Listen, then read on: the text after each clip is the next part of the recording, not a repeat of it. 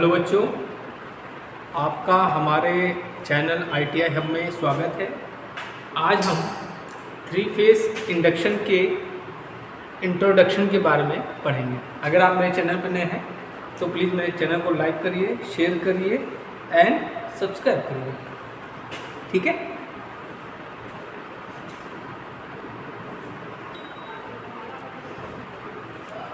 देखो, जो आपकी 3 फेस इंडक्शन मोटर है वो क्या है?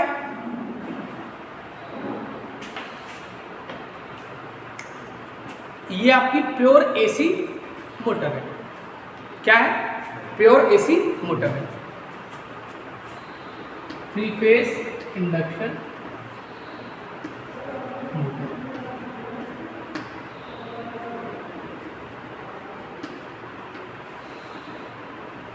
छोटा छोटा और मोटा मोटा पढ़ेंगे।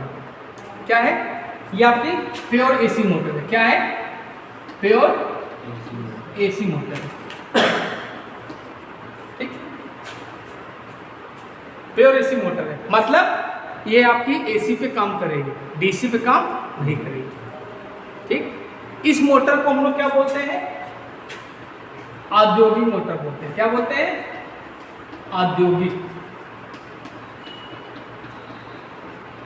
औद्योगिक मोटर बोलते हैं। ठीक है, था इस मोटर को औद्योगिक मोटर बोलते हैं। किसी ने हार्ट अटैक ना करवा दे ऐसे, ठीक। समझाते क्या नहीं? इस मोटर को क्या बोलते हैं? औद्योगिक मोटर बोलते हैं, ठीक। अब देखो, हमने तुमको DC मोटर पूरा पढ़ा दिया। इसका जो काम है DC मोटर से मिलता जुलता है। इसका काम क्या है? DC मोटर से मिलता जुलता है। मतलब वहां पे क्या था? वो आपकी क्या थी? DC मोटर थी, है ना। सिमिलैरिटीज हम बता रहे इसमें क्या क्या होती है, ठीक। तो ये आपकी क्या है? AC मोटर है, ठीक। वहां पे क्या होता था? कम्यूटेटर होता था, है ना। तो यहां पे क्या होगा? स्लिप रिंग होगा। क्या होगा? स्लिप रिंग होगा, ठीक। जो तुम्हारी निम्मी की क्वेश्चंस दिए उसमें DC मोटर में क्वेश्चन पूछा है स्लिप रिंग किसका बना हो। तो यार स्लिप रिंग आपका क्या हो? AC मोटर में यूज होता है, इंडक्शन मोटर में यूज होता है। ये नहीं सोचते क्या हम लिख रहे हैं, क्या बना रहे हैं। निम्मी में अधिकतर कई क्वेश्चन आपको गलत दिए होते हैं, लेकिन अगर तुम क्वेश्चन वो उसके अकॉर्डिंग लगा के नहीं होगा तो गलत हो जाएगा। मेरे भी डम बना है। हमें क्या से इस बार कुछ मॉडिफाई किया है उन्होंने, कुछ क्वेश्चन को सही किया उन्होंने, ठीक। तो अगर हमारे वीडियो निम्मी वाले देख रहे हैं तो भैया ये सब ध्यान रखा करो, ठीक। अब देखो यहाँ पे क्या था?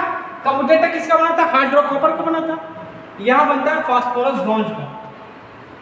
फास्फोरस ब्रॉन्ज का बनेगा ये। जो काम आपका कम्यूटेटर करता है वही काम आपका स्लिप रिंग करेगा। एक समझ में आई? अब यहां पे क्या था? स्टेटर था, है ना। तो यहां भी स्टेटर होगा। यहां पे क्या था? आर्मेचर था। यहां पे क्या है? इसको बोलेंगे रोटर। क्या बोलेंगे?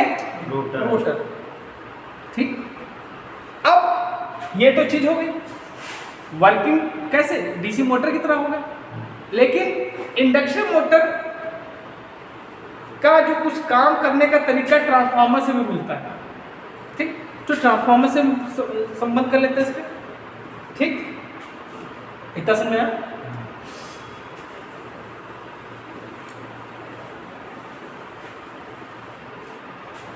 ये भैया हो गया हमारा ट्रांसफार्मर। देखो, DC मोटर और AC मोटर कार्य करने का मतलब क्या? कि वहां भी मैग्नेटिक फील्ड जनरेट होती थी, यहाँ भी जनरेट होगी। वहां पे भी आर्मेचर घूमता था, यहाँ भी घूमेगा, ठीक।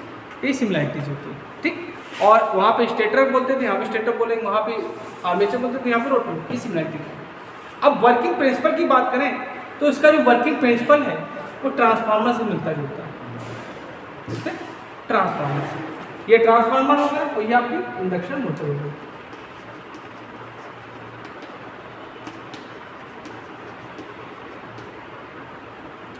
ट्रांसफार्मर में क्या था? प्राइमरी वाइंडिंग था,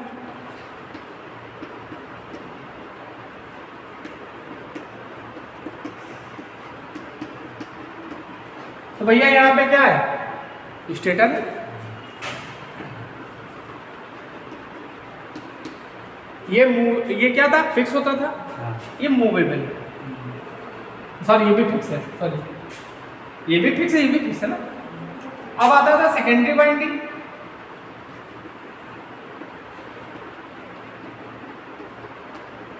तो यहाँ पे क्या हो जाएगा? रोटर हो जाएगा। ये फिक्स है, ये मूवेबल। ठीक, ये क्या करता था? म्यूचुअल इंडक्शन पे काम करता था।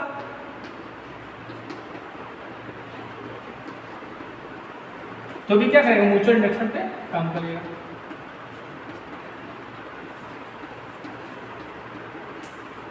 अब इसमें भी क्या होता था? ओपन सर्किट टेस्ट होता था। Open circuit test, open circuit, short circuit. ठीक, तो उसमें क्या होगा? ओपन सर्किट में भी कहेंगे ओपन सर्किट और शॉर्ट सर्किट। ठीक, शॉर्ट सर्किट को हम लोग ब्लॉक रोटर टेस्ट भी कहते हैं। इसमें रोटर को ब्लॉक कर दिया जाता है, घूमेगा नहीं। इतना समझ में? ठीक है, ये सब फोटो खींच लिया भाई। चलो यार बच्चों, हम तो लिखवा देंगे।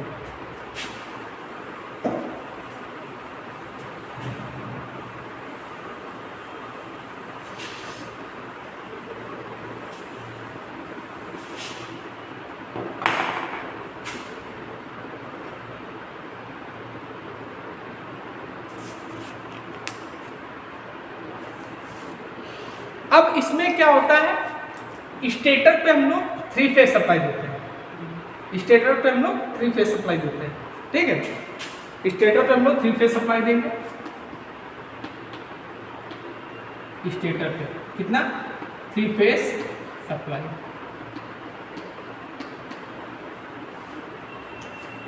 तुम लोग को पता होना चाहिए कि अब ITI जो है डिप्लोमा और बीटेक वाले भी करने लगे।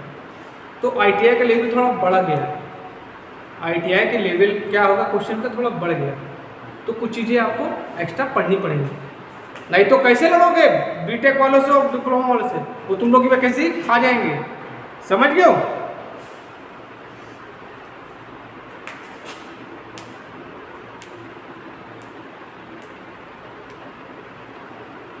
ठीक, अच्छा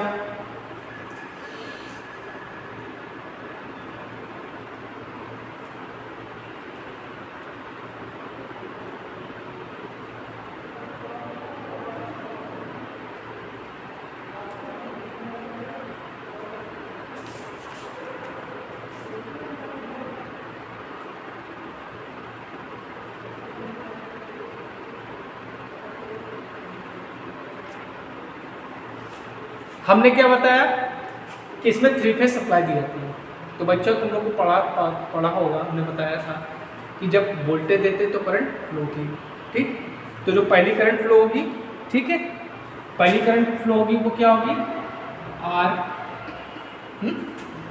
ठीक, वो क्या हो जाएगी? IM sin ओमेगा t होगी। ठीक, या कह सकते हैं कि 3 फेज होते हैं। ठीक, तो कैसे? RYB होता है, तो वोल्टेज पहला क्या होगा? R होगा। ठीक, इसी तरह दूसरा जो होगा Y होगा, इसकी वैल्यू क्या होगी?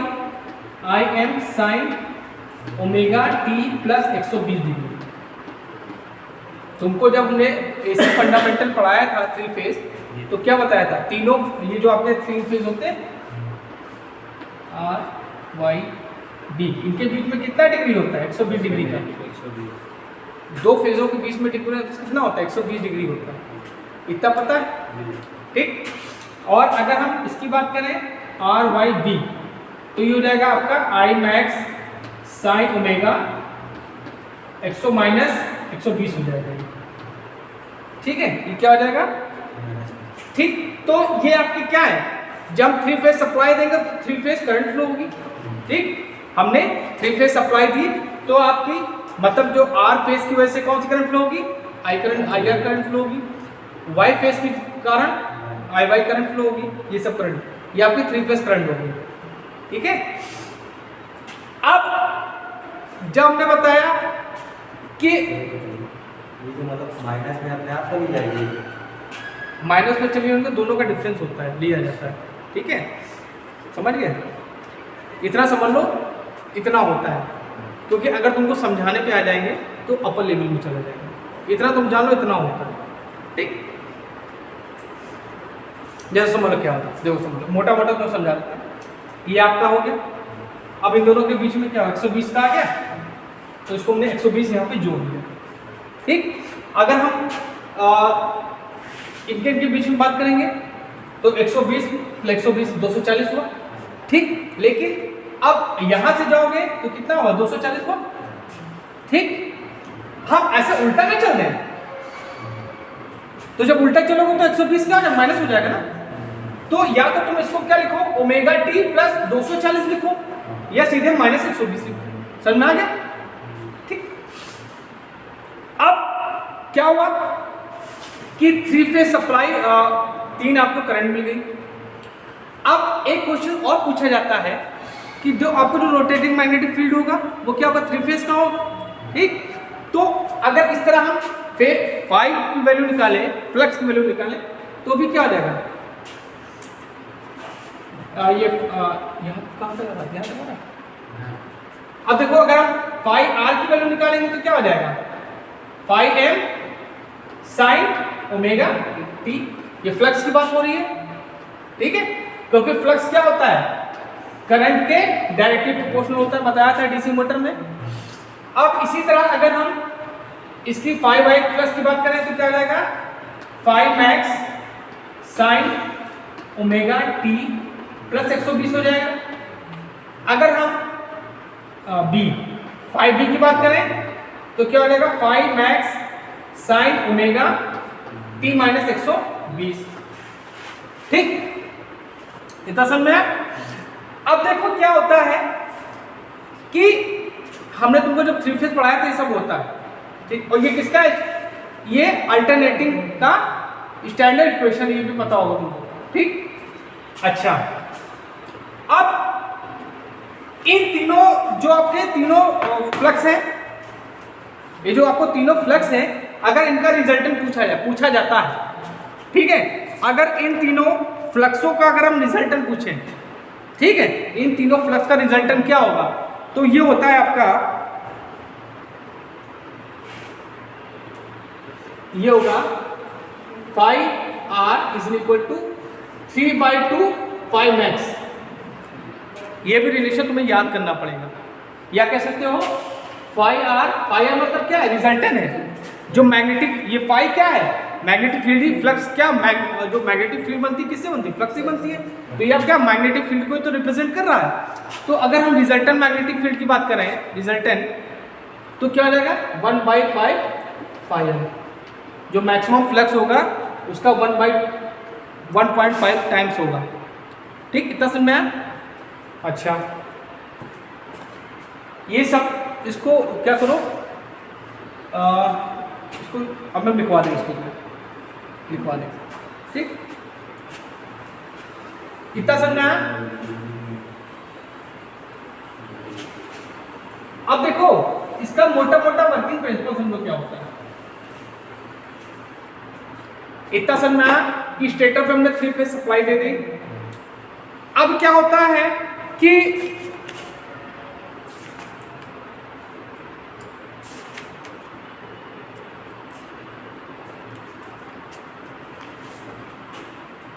एक चीज और जान लो, हाँ, जो आपका 3 फेज इंडक्शन मोटर है, हमने क्या बताया? इसके जो गुण होते हैं ट्रांसफार्मर से मिलते हैं। तो क्या कर सकते हैं कि ये कौन सा ट्रांसफार्मर है? डायनेमिक ट्रांसफार्मर है। बट ट्रांसफार्मर, इसके अंदर क्या होता है? इसके गुण जो ट्रांसफार्मर से मिल रहे हैं, तो क्या कर सकते हैं, वो तो स्टैटिक ट्रांसफार्मर था, स्टैटिक था, ये क्या है डायनेमिक ट्रांसफार्मर। तो हम क्या कह सकते हैं कि 3 फेज इंडक्शन मोटर को हम लोग डायनेमिक ट्रांसफार्मर भी कहते हैं। कह सकते हो, कहने में क्या आता है, कह सकते हो, ठीक। अच्छा, अब देखो मोटा मोटा समझो क्या होता है, मोटा मोटा तुम्हें बता देते हैं, मोटा मोटा समझा करो। और देखो इंजीनियरिंग जो है हमेशा समझ के पढ़ोगे तो कभी नहीं भूलोगे, अगर रट्टा मार के पढ़ोगे तो भूल जाओगे। बेसिक में तुम लोगों ने क्या बताया था, वोल्टेज करंट और रेजिस्टेंस को भाई बहन के रिलेशन में समझाया था, आज तो भूले नहीं होगे मेरे ख्याल से, और भले कुछ लोग भूल गए हो, लेकिन अगर कोई चीज़ इंजीनियरिंग तुम एग्जाम्पल लेके समझोगे तो कभी नहीं भूलोगे, और रट्टा मारोगे तो भूल जाओगे, ठीक। हम कहते हैं कि हमेशा समझ के पढ़ो, अगर कोई चीज़ है तो क्यों है उसके पीछे पढ़ो। जैसे विकास ने पूछा सर ये आपने बताया क्यों होता है, क्यों होता है, इसका मन था पूछने का, जबकि तुम्हारे कोर्स का नहीं है। हमने क्या बताया, ITI का लेवल थोड़ा बढ़ाओ तो तुम लोग को कंपटीशन की तैयारी करनी है, ठीक। तो विकास ने पूछा ऐसा क्यों है, तो मैंने कॉन्सेप्ट क्लियर किया नहीं किया। तो कोई चीज़ जान ना समझ में आए ऐसा क्यों है, पीछे लग जाओ, मैं क्या कोई नहीं पढ़ाए तुमको, ये अगर है तो क्यों है, जब कुछ क्यों होगा तभी तो है वो, ठीक। अब देखो स्टेटर में क्या होता है, हम लोग 3 फेज सप्लाई दे दी, 3 फेज हमने सप्लाई दे दी है, पहला फेज, दूसरा फेज और तीसरा फेज, ये हमने 3 फेज सप्लाई दे दी, RYB स्टेटर पे हमने दे दी। तो स्टेटर पे जब देंगे तो रोटेटिंग मैग्नेटिक फील्ड जनरेट हो जाएगा, ठीक। अब ये रोटेटिंग मैग्नेटिक फील्ड क्या होगा, एक्चुअली क्या है कि तुम लोग ने देखा होगा DC मोटर वोटर, तो स्टेटर और रोटर के बीच में थोड़ा एयर गैप होता है, ठीक है। एक क्वेश्चन तुम लोग जाना, आज कहीं से पूछना, कहीं से पढ़ना, कल हमको बताना, अगर नहीं बता पाता तो हम कल बताएंगे। क्वेश्चन ये है कि DC मोटर का एयर गैप ज़्यादा होता है कि इंडक्शन मोटर का एयर गैप ज़्यादा होता है, ये तुम लोग के लिए क्वेश्चन है, कल हमको पता करके बताना, नहीं आओगे तो हम बता देंगे, ठीक। किसका एयर गैप ज़्यादा होता है, DC मोटर का या इंडक्शन मोटर का, ठीक। ऑप्शन है इंडक्शन मोटर का ज़्यादा, पहले कंफर्म कर लेना, अंधे में कत्ती ना मारो, ठीक। अब देखो हमने क्या किया, स्टेटर पे 3 फेज सप्लाई दे दी, तो आपका रोटेटिंग मैग्नेटिक फील्ड जनरेट होगा। अब ये क्या होगा, ये जो आपका रोटेटिंग मैग्नेटिक फील्ड है ये एयर गैप से होते हैं। अब जब एयर गैप से होके जा रहा है तो उसकी जो वैल्यू, अब देखो एक बात और जान दो, जब हम लोग सप्लाई दिया तो 3 phase rotating magnetic field generate हो गया। अब ये जो रोटेटिंग मैग्नेटिक फील्ड होता है, इसको हम लोग, इसकी जो स्पीड होती है वो क्या होती है, सिंक्रोनस स्पीड होती है।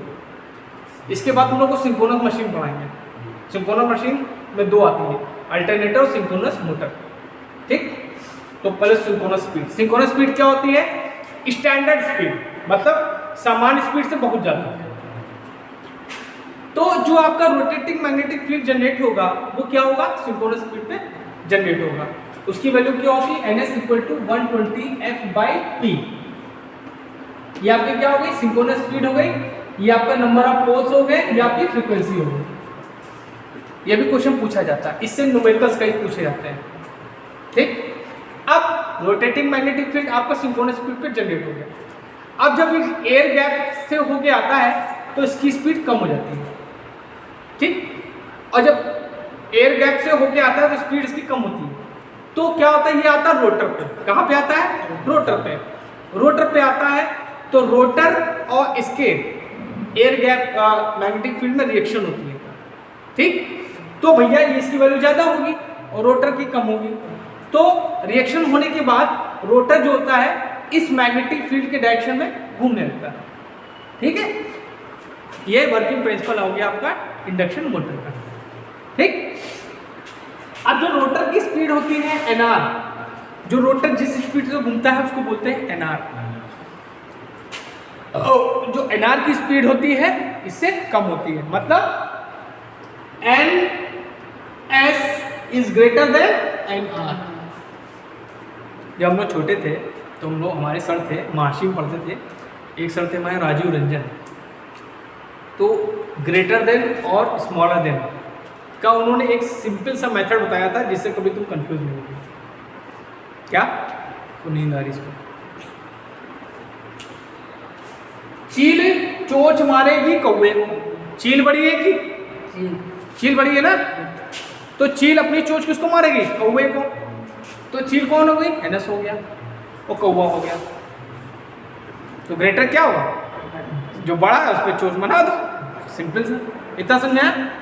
वर्किंग प्रिंसिपल समझाया? अब इसके बाद हम बात करेंगे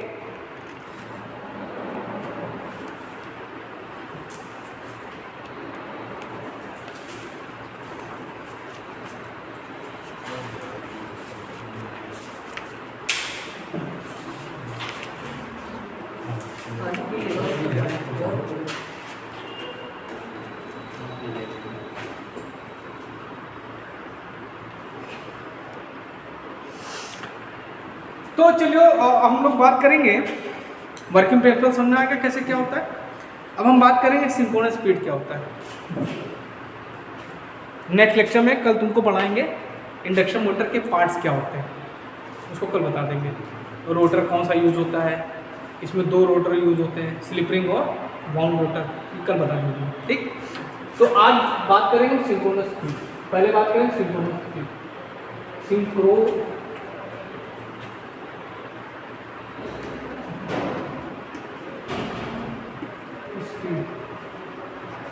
सिंक्रोनस स्पीड को बोलते हैं तुल्यकाली स्पीड।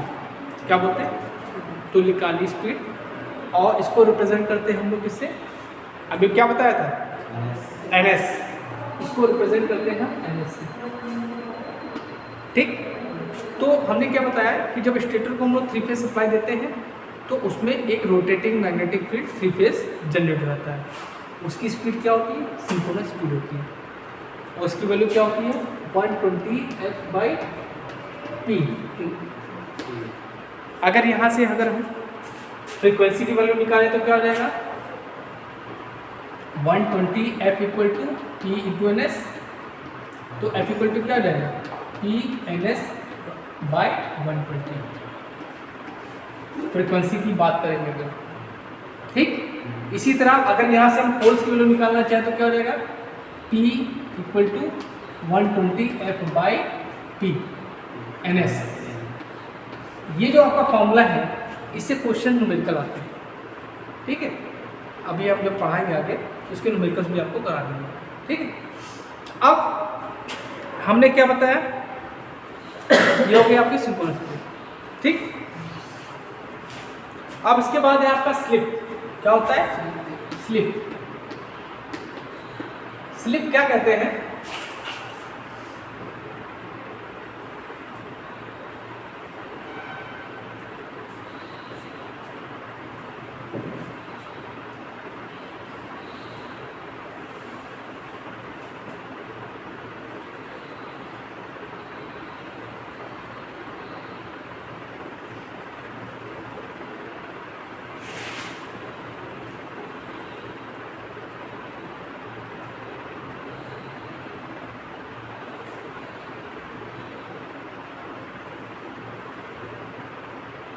देखो स्लिप जो होता है इसको हम लोग ऐसे रिप्रेजेंट करते हैं। ठीक, और ये क्या होता है? रोटर की स्पीड और सिंक्रोनस स्पीड का अनुपात क्या कहलाता है? स्लिप कहलाता है। तो कहेंगे S = क्या हो जाएगा? ns - nr/ns। ये आपका क्या होगा? स्लिप हो गया। ठीक, अगर इसी स्लिप को हम लोग को परसेंटेज में निकालना है तो क्या हो जाएगा? S% = ns - nr/ns 100। ठीक है, ये परसेंटेज स्लिप हो गई आपको। ठीक, अब स्लिप की 2 कंडीशन होती है। स्लिप की 2 कंडीशन होती है। ठीक, इतना समझ में आया? अब देखो मैंने क्या बताया? स्टेटर और रोटर। ठीक, अब क्या होगा? जब रोटर आपका चल नहीं रहा है, मतलब ऐसे ही है, जब रोटर आपका स्टैंड स्टिल कंडीशन में, मतलब रुका हुआ है, चल नहीं रहा है, stand still condition. Stand still मतलब स्टैंड स्टिल कंडीशन मतलब स्थिर है। तो देखो स्लिप इक्वल टू क्या होता है, NS minus NR upon NS होता है। अच्छा, अब उस कंडीशन में क्या हो जाएगा, जब आपका रोटर स्थिर है एट स्टैंड स्टिल, आ रहा है कि नहीं आ रहा, at stand still. Stand still मतलब रोटर आपका रुका हुआ है। तो उस कंडीशन में क्या हो जाएगा, जो NR की वैल्यू क्या हो जाएगी, जीरो होगी ना, जो रुका हुआ है। तो रोटर की स्पीड क्या होगी, जीरो ही तो होगी। तो यहाँ पे जीरो दो तो NS minus zero upon NS, तो क्या हो जाएगा, NS अपॉन NS हो जाएगा। तो स्लिप की वैल्यू क्या आ गई, 1 आ गई। मतलब जब आपका रोटर क्या है, स्थिर है, तब उस कंडीशन में जो आपकी स्लिप की वैल्यू क्या होगी, 1 होगी। ठीक। अब दूसरी कंडीशन क्या है कि जब अगर इफ NR की वैल्यू क्या हो, NS के बराबर होगा। जब रोटर चलेगा तो ये स्पीड स्लिप रहेगी, ये तो है ऑलरेडी। लेकिन अगर मान ली सपोज दैट कि जो रोटर की स्पीड है वो सिंक्रोनस स्पीड के बराबर होगा, ऐसा है नहीं पॉसिबल, ऐसा पॉसिबल है नहीं। लेकिन अगर हो तो देखो, कोई चीज़ जैसे मान लो कोई चीज़ होती है तो उसके दो चीज़ लिए जाते हैं, पॉजिटिव निगेटिव, पॉजिटिव निगेटिव। ठीक। तो अगर तो क्या आ जाएगा, S इक्वल टू क्या आ जाएगा, यहाँ पे लिखो, S इक्वल टू क्या आ जाएगा, NS NR अपॉन NS। अब ये क्या कह रहा है कि NR की वैल्यू NS के बराबर हो जाए। ठीक बेटा, तो रखो, तो NS minus NS upon NS हो जाएगा ना। तो NS में से NS गया, कितना बचा, अंडा। तो NS by 0 by NS equal to क्या होगा, इनफाइनाइट होगा ना, सॉरी 0 होगा। क्या होगा, तो स्लिप की वैल्यू क्या आ जाएगी, 0 हो जाएगी। तो ये दो कंडीशन होगी। ठीक है।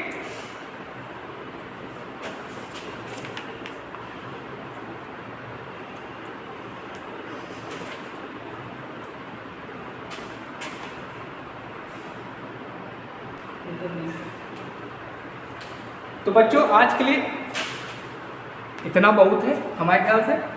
ज़्यादा पढ़ लोगे तो पेट खराब हो जाएगा। ठीक। ज़्यादा कोई चीज़ भी होती क्या होती, ओवरफ्लो करती है। ठीक। कल के लेक्चर में तुम लोग को हम क्या बताएंगे, डिपेंडेंसी ऑफ स्लिप, मतलब स्लिप किस पे निर्भर करती है। ठीक। उसके आगे के लेक्चर कल बताएंगे। ठीक। और अगर आप लोग मेरे चैनल पर नए हैं तो प्लीज़ मेरे चैनल को लाइक करिए, शेयर करिए, सब्सक्राइब करिए, जिससे आपको बहुत प्यारे प्यारे वीडियोस हमारी तरफ से मिले और आपकी अच्छे से तैयारी हो सके। धन्यवाद।